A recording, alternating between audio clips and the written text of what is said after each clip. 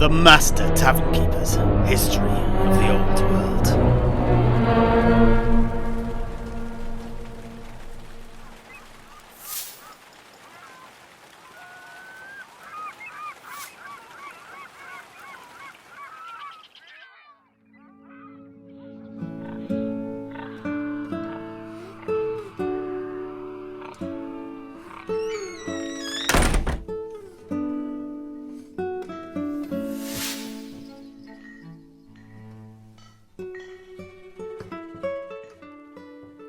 And so, Dorin Heldour and Katalin Kandoom continued on their way, emboldened by the good news. And then the seasons shifted, and the cold, little by little, gave way to Sol's warmth. The road to Barak Var.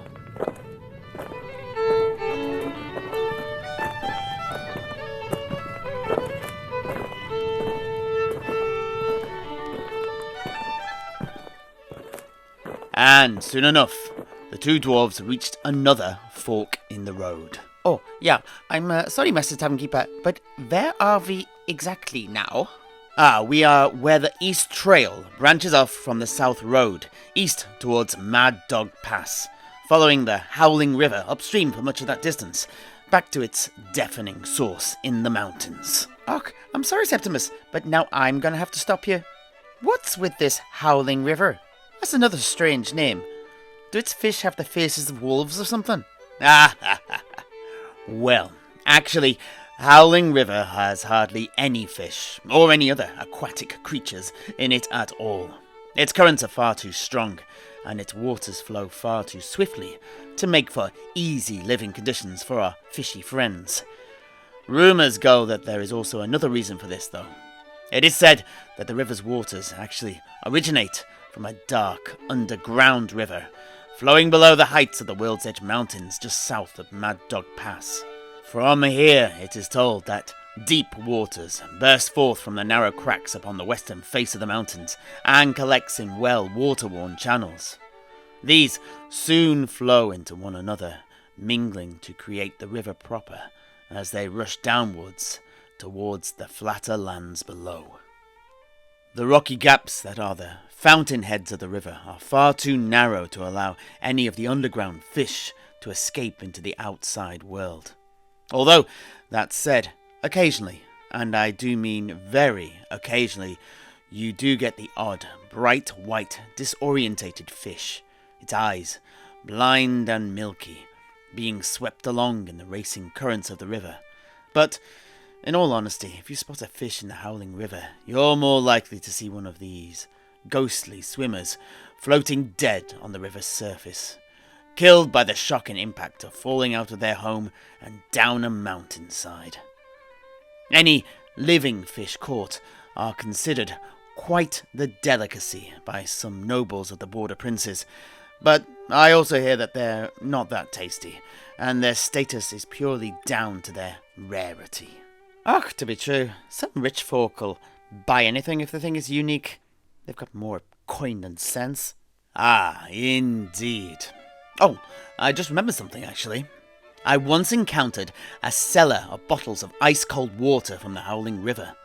It was upon one of the quays of Barak Var when we stopped over that way on trading business. She claimed the waters had medicinal benefits for the drinker, with each drop being blessed with the benefits of metal and mineral. I bought a bottle. It had a tang to its taste for sure, bits of grit and metal ore in it and all. A word of warning though, the following day I was stuck on the latrine with stuff pouring out of every orifice. So, well, she may have been lying. It's also possible that the 17 pints of Iron Peg's grog that I drank immediately after also had a bearing on things, but my money's on the water. Anyway, Sedrik, to answer your question, the Howling River actually gets its unusual name from the sound it makes as it bursts out of the rocky fissures in the mountainside and strikes the ground far below. It is the high, sharp pitch of this sound that has been likened to the howl of a wild wolf or feral hound. It is a dangerous river, though, all things said.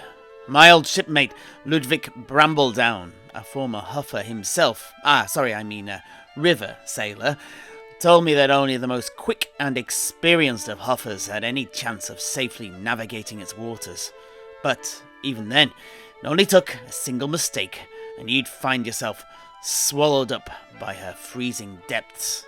But, for those who like a bit of risk, it's the fastest way from the World's Edge Mountains to the Varenka Hills, into whose rocky foundations the port of Barak Var is built.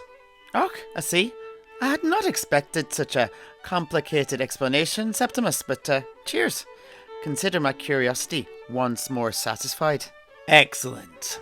And so to continue once more, Katalin and Dorin too continued on their way southwards, past the East Trail Fork, following the road alongside Skull River until they reached the rocky foothills of the dark and brooding Varenka Hills. Och, so what's the crack with these brooding hills then? Ah, you'd like them, my old friend. They are much like the Isle of Wights that you told us about, that haunted island just south of Albion. Och, so it's a spooky place, is it? Indeed. The whole area is covered with burial mounds from time immemorial. Most men living in the Border Princes will avoid the Varenka Hills if at all possible. But the dwarves of Barak Var are very grateful for such superstition.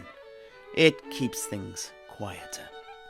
Of course, the two dwarf adventurers paid no mind to the mounds and the dead, and simply trudged on until they reached the cliffs overlooking Barak Var.